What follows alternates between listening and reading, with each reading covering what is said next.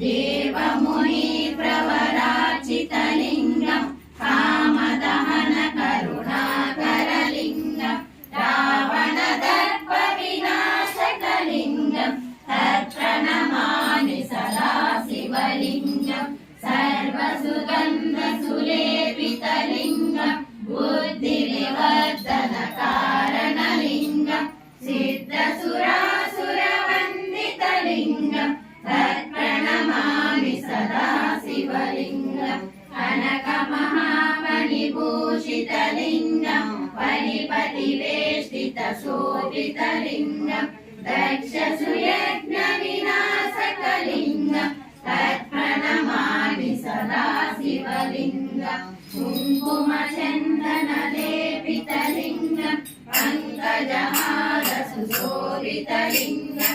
सञ्चितपापविनाशकलिङ्गं तत्प्रणमामि सदा शिवलिङ्गं देवगणार्चितसेवितलिङ्गं भावये भक्तिविदेवचलिङ्गं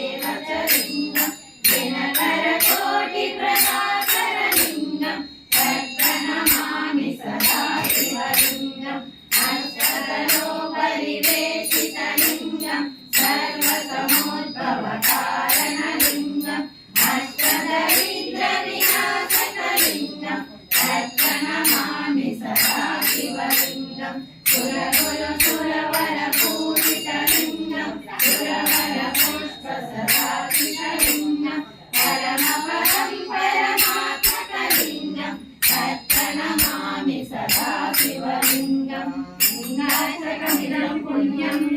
हरे शिवसन्निधौ